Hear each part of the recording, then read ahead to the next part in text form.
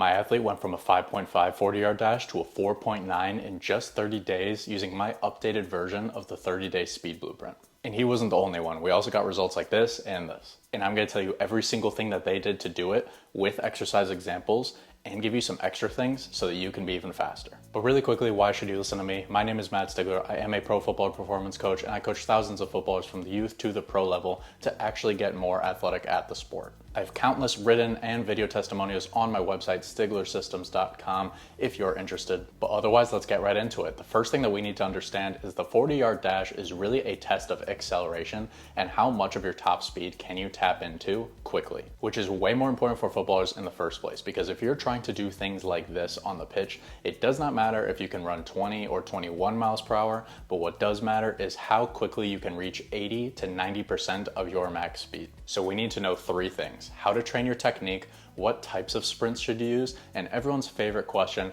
how much volume or how much sprinting should I do in a single session? So let's talk about technique first, because this is the easiest way for you to get faster quickly. I've had people tell me that after one single day of doing sprint technique work that they've had faster times in their sprint. Now I could make a whole video on sprint technique specifically for acceleration, and maybe I will one day, but today I want to talk about the number one thing that I see almost all footballers get wrong that you can fix today.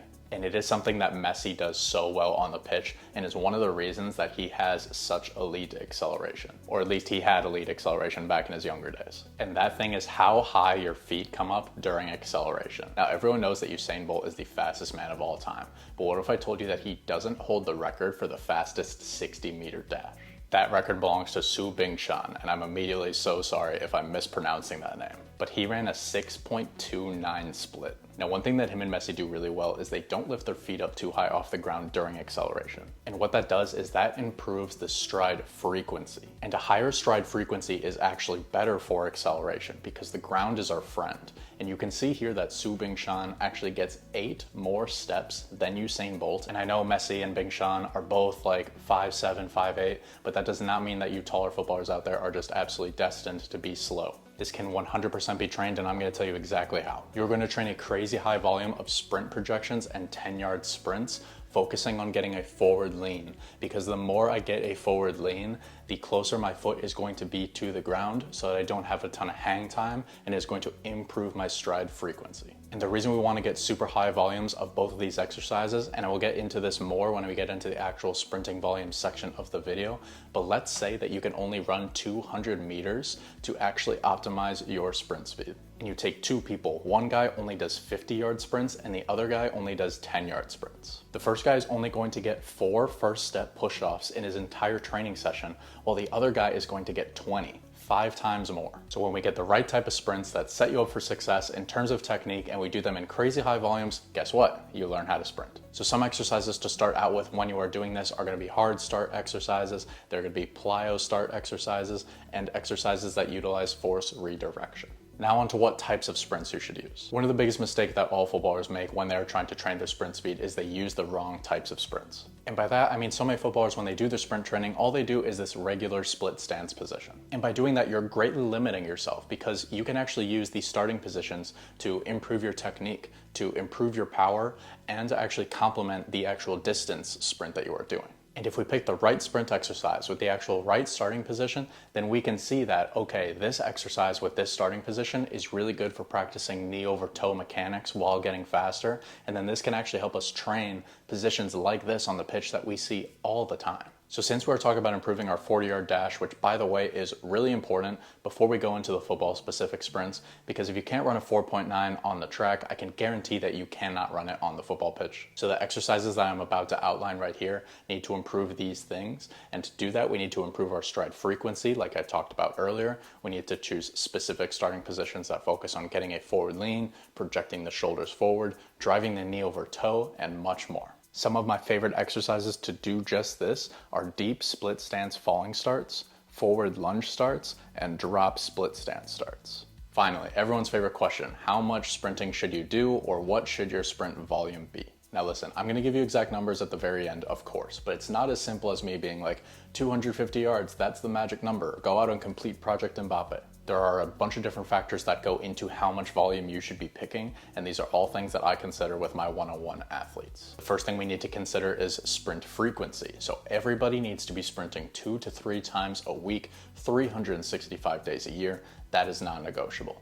But someone who is doing 2 times per week sprint training can actually sprint at higher volumes than someone who is doing 3 times a week. The only time that that person who is sprinting 2 times per week cannot sprint more than the person who's doing 3 times a week is if that person has a crazy intense schedule, whether it's with training or matches. In addition to this, if they are just someone who doesn't recover as well, then if you have something like some GPS data or a 1080, then you can actually see that their numbers are dipping too much, and then they maybe shouldn't be handling as much volume on that day. And that brings me to my next point, guys, and this is so key. To get faster, you need to run fast. And I know that that's not a crazy concept, but what I mean by that, and this is where so many people get it wrong, is if I am trying to run 20 miles per hour and I have a 10% drop, then what I need to do is I either need to increase the amount of rest time that I'm doing between sprints. I maybe need to completely cut the session entirely, or maybe we just say, hey, you're a little bit fatigued today, or right now during the session, maybe we just focus on technique work and sprint mechanics. Because if I have someone who's running 20 miles per hour and I want to get them to 21 miles per hour,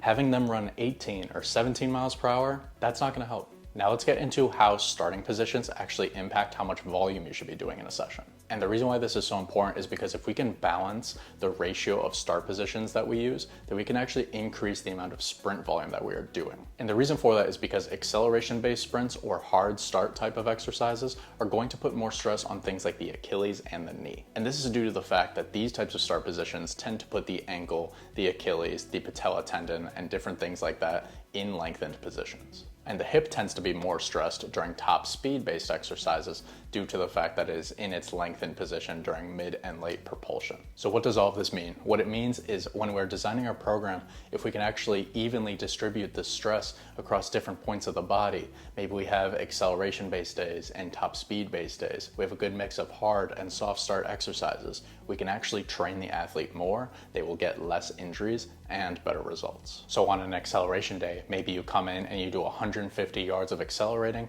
and then maybe only 100 yards of top speed work. Then maybe you come back 2 days later and you do 100 yards of acceleration work and then 200 yards of top speed on a more top speed focused day. It's all about focusing on where you actually place the stress. So now, finally, I will give you some general numbers. In general, with my athletes, per session, I have them sprint 150 to 450 yards. Now, if I have someone who's sprinting with me 3 times a week, I do not often have them approaching 450 yards every single session that week. That gets a little bit crazy. But if I have someone who can only sprint with me 2 times per week, and they have huge goals and huge aspirations in terms of what they want to do with their speed, and if they recover properly and we're still hitting high speeds throughout that session, then yes, I will still keep those sprint volumes very high. But remember that more sprint volume is not necessarily better, especially if we have a huge drop off in terms of performance. I hope this was helpful, guys. Make sure to like the video, make sure to subscribe. If you do, I promise I won't just completely disappear for another 3 months. Let me know what other videos you guys want to see down below, but otherwise, I will see you guys next time.